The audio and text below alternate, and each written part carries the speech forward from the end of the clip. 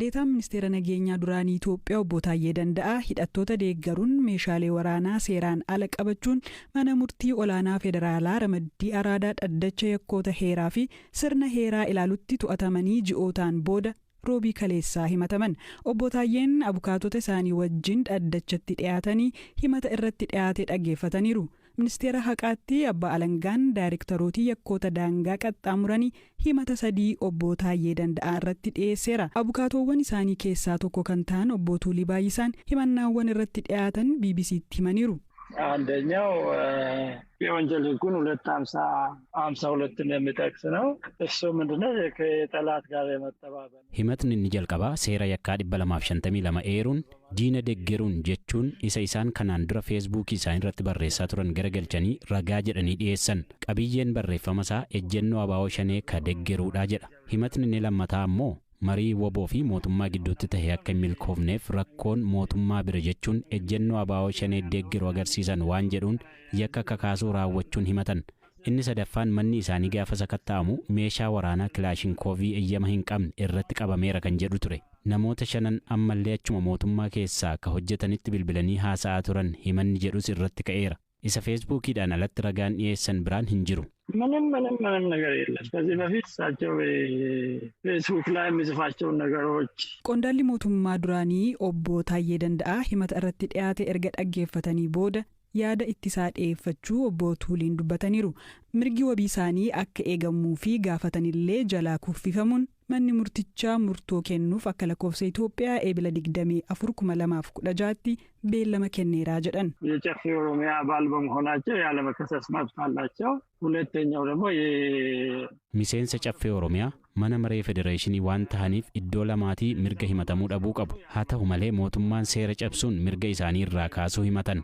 Innis miseensi tokko yakka harkaaf harkatti otoo dalaganii yoo argaman malee hin himataman ka jedhu cabsuun mirgi himatamuu dhabuu isaanii akka malee irraa mulqamuu kaasan. Miseensummaan mana maree federeeshinii isaanii irraa mulqamuun sirnaan waan itti hin himamneef ammallee miseensa akka tahanitti akka beekan kaasaniiru. Gama biraan eeyyama mana murtiin alatti qabamuu fi manni isaanii sakatta'amuu himaniiru. Hamma dheengaddaatti abukaatoo, hakiimaa fi abbootii amantaa akkasumas maatii firiyoota waliin akka waliin agarree poolisiin dhorkuu himan. Dabalataan qofaa isaanii hidhamuu ibsaniiru. Innis sarbama mirgaati, dararaadha. Beekamtii mana murtii malee muddee tokko akka lakkoofsa Itoophiyaa irraa qabee haga eebla 16tti ka isaan hidhaman. Kanaanis mirgi isaanii jalaa sarbamuu himaniiru. Nutis kuni akka qoratamuuf koreen akka hundaa'u ni gaafan. Manni murtii jecha obbo Taayyeen booda qofaa isaanii akka hin hidhamneef ajajeera. Yakkaan gatii himatamaniif ammoo mirga wabii isaanii hin eegneef. Gama keenyaan ragaan yakka dalagan jedhamee irratti dhiyaate dhimma salphaa fi namni kamiyyuu amma feesbuukii isaanii seenee ilaaluu kan danda'u tahuu himuun mirgi wabii isaanii akka eegamu gaafannee turre garuu abbaan alangee himannaan irratti dhiyaate baay'eedha jechuun dhorkeera. ዋስትና ያስከለክላሉ የሚል መከራከሪያ ቀርቦ ዋስትናውን ተቃውሞታል። እንግዲህ ፍርድ ቤት በዛ ላይ ብይን እንዲሰጥ ይችላል። Jalqaba ji'a kanaa magaalaa qe'ee dhaloota isaa taate Maqii keessatti ajjeefamee kan argame qondaalli siyaasaa adda bilisummaa Oromoo erga lubbuun darbee booda nama siyaasaa ejjannoo qabuu fi fakkeessuu hin beekne jedhamuun faarfamaa jira. Ajjeefamuu isaan dura irra deddeebiin himannaawwan shororkeessummaan manneen hidhaa Itoophiyaa keessatti dararamaa kan ture obbo Batteen bara 2021 mana hidhaa keessatti sadarkaa lubbuusaaf yaaddessuun dhibamee ture. Ajjeechaan isaa namoota dhaaba siyaasaan gurmaa'anii akka isaa karaa nagaa qabsaa'an haamlee buuseera. Dhaaba isaa ABO dabalatee namootni siyaasaa ajjeechaan obbo Battee qaamolee nageenyaa mootummaan yookiin kanneen mootummaan qacareen raawwatamuu amanu ragaa qabanis dhiyeessu. Mootummaan garuu qubni itti qabamuu balaaleffateera. Qorannoo akka gaggeessus ibse. Ajjeecha isaa kan rakkoo maatii wajjin hidhata qaba jedheen wal qabates shakkamtoota 13 ta'an to'achuu ibsee ture. Ofii namni siyaasaa utubaa ABO'tii jedhamuun abdatamee ture obbo Battee Urgeessaan eenyu? Akka qondaala paartii siyaasaa morkataatti siyaasa biyyattii qajeelchuu keessatti ga'een ba'ataa ture maal fakkaata? Galaanaa Balaayi qondaaltota siyaasaa ejjennoo obbo Batteen mormuus ta'e isa deeggaruun qaban akkasumas ragaalee seenaa jireenyaa obbo Battee agarsiisan walitti qabuun adeemsa inni siyaasa keessatti keessa darbee fi waa'ee jireenya dhuunfaa isaa qindeesseera. Hamzaa Huseentu dhiyeessa. Obbo Batteen bara 1979 godina Shawaa Bahaa dhiheenya magaalaa Maqii iddoo addaa Boqotaa jedhamutti Abbaa isaa obbo Urgeessaa Bulaa fi haadha isaa aadde Godaanoo Bobaarraa dhalate. Barnoota isaa haga kutaa 5 achuma ganda dhaloota isaatti hordofe. Kutaa 5 haga 12 magaalaa Maqiitti barate. Barnoota isaa sadarkaa lammaffaa mana barnootaa Kaatolikii Maqiitti xumuree qabxii olaanaa fiduun Yuunivarsiitii Baahir Daar seene.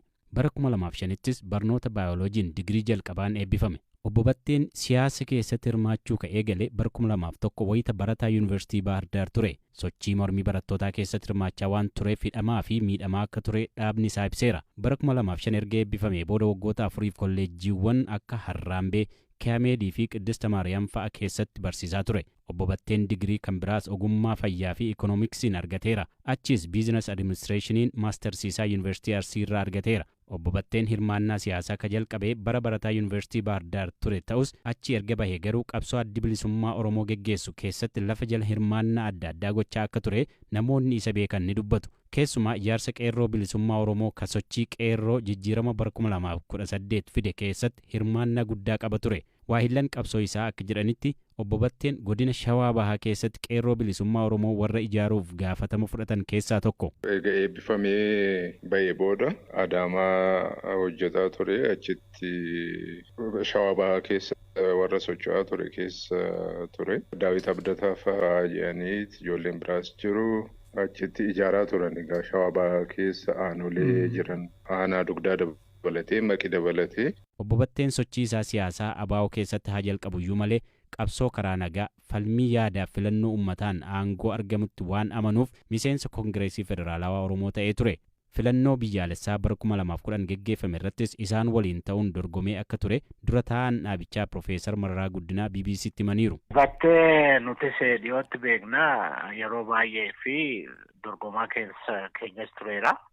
Jabana Wayyaanees nama dorgomaa turedha. Afaan guuttatee nuti kirkirii deemsisaa turre sanaa maal gochaa turre sanaa keessatti akka qooda fudhachaa ture nan yaadadha. Jijjiiramni bara 2018 erga dhufee booda hooggansi ABO siyaasa Itoophiyaa keessatti karaa nagaa hirmaachuuf wayita deebi'u dhaaba isaa duraanii kanatti deebi'eera. Namoonni baay'een Obbo Batteen bara 2018 booda siyaasa Itoophiyaa keessatti saffisaan beekamtii argate dhaabicha keessatti gulantaa hooggansaatti bahee jedhu. ABO'n gama isaan Obbo Batteen wayita dhaabichi sababoota keessoo fi dhiibbaa alaan rakkoon isa mudate fuulduratti bahee gaafatama fudhachuu ibsa. Obbo Batteen bitootessa bara 2021 haga bitootessa bara 2022 hidhaa wayita turetti dhibee tiruun qabamee akka malee dhukkubsatee ture. Boqonnaa muraasa boodas haga guyyaa ajjeefameetti damee siyaasaa dhaaba ABO hoogganaa ture. Hooggantoota siyaasaa Obbo Battee waliin dhiyeenyatti hojjetan keessaa tokko Profeesar Mararaa Guddinaati. Ajjeechaan isaa qabsoo sabaa inni dhaabbateef hanqisuun isaa gaaffii hin qabu ka jedhan Profeesar Mararaan dhaloota haaraa kutannoon qabsootti galeedhas jechuun ibsan. Battee warra kaanirrayyuu warra nama dubbachuu yaaludha. Baalaansii gochuu warra yaaludha jechuu kooti. Walitti qabduun gamtaa dhaabbilee siyaasaa Itoophiyaa duraanii Dr. Raahel Baafee Battee akkaan akka dinqisiifatan dubbatan. Waggaa 3 dura Bishooftuutti wayita wal argan waan ture yaadachuun isa ibsu. በቲ ያቋም ሰው ነው የጽናትም ሰው ነው አይቼዋለሁ። Batteen nama ejjennoo hin raafamne qabu ta'uu dafeen sirriitti hubadhe. Waa'ee maatiisaas wayitan isa gaafadhu sababa hojii paartiif wanta maatiitti hanqise haala itti naa ibse hanga ammaa qalbii kiyya keessa naanna'a baay'ee ifaadha. ባይምሮዬ ይመላለሳል. He was very clear. Marii ilaalcha siyaasaa waloo fiixee hin qabne qabaachuu irratti godhame irratti waliigaluuf waan isa rakkisu osoo irra hin dibin ifatti ibsee ejjennoon ibse gariin ka dhuunfaasaa malee kan dhaabaallee akka hin taane dubbatee jedhu. ሚዲያዎቹ ላይ እየወጣ ከሚያስቀምጣቸው ነገሮች ጋርም በጣም ይመታል። Ergasii miidiyaalee irratti bahee yaadotni dubbatu ejjennoo isaa gaafa sanii na yaadachiisa. Inni hin fakkeessu ammoo yeroo dubbatu haala kamiinuu ejjennoo kee mirga kee kabaja kee haala mufachiisuun hin dubbatu. Ejjennoo isaa haala nama hin mufachiifneen hin madeessineen dhiyeessa. Gama kanaan ogeessa sirriidha. Naannoo Amaaraa fi Tigraay bakka naannoleen lamaan naaf mala jedhanii irratti wal falmanitti haalli mul'ataa jiru baay'ee akka isaan yaaddesse dura ta'an Koomishinii Gamtaa Afrikaa Musaa Faaqii Mahammad ibsan. Koomishinarichi ibsa baasaniin kaaba Itoophiyaa Raayyaa fi Allamaaxaa Zaataa fi Oflaab dabalatee bakkeewwan falmisiisoo ta'anitti muddama hammaatee jiru yaaddoo keessa taa'anii hordofaa akka jiran beeksisan. Hiikaa fi tasaa dabalata qaba.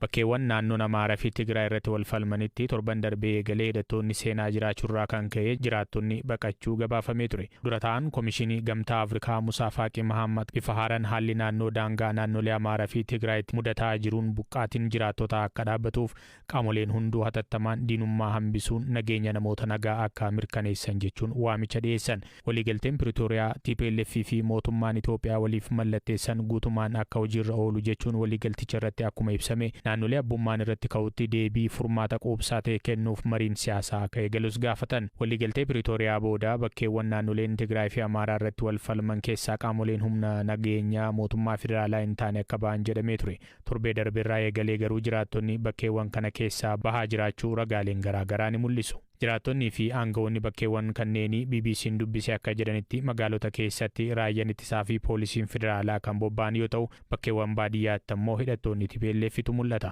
Sababa kanaan magaalaa Allamaaxaa aanaalee Ooflaa raayyaa irraa namoonni buqqaan 50,000 ga'uu UN guyyootan dura beeksisee ture. Bulchiinsi naannoo Amaaraa gama isaatiin TPLF waliigaltee Piriitooriyaa guutumaan guututti cabsuun raayyaa Allamaaxaa, raayyaa Baallaa, Ooflaa, Koramii fi Zaataa fa'aa weeraree jechuun torbee darbee ibsa baasee ture. Bifuma wal fakkaatuun bakkeewwan naannoleen lamaan irratti abbummaaf wal falmanitti walitti bu'iinsi mudachuu hordofee biyyoonni akka Kanaadaa, Faransaay, Jarman, Xaaliyaanii, Jaappaan, UK fi US fa'aa karaa embasii isaanii Finfinnee jiru muddamni jiru akka qabbanaa'uuf waamicha godhanii ture. Mootummaan federaalaa gama isaan naannichatti furmaata itti fufiinsa qabu fiduuf hojjetaa akka jiru beeksiseera. Manni maree nageenya biyyaalessaa Itoophiyaa guyyootaan dura ibsa baaseen hidhattoonni TPLF akkaataa waliigaltee Piriitooriyaatti hidhannoo isaanii hiikkachuu qabu jechuun ibsa baasee ture.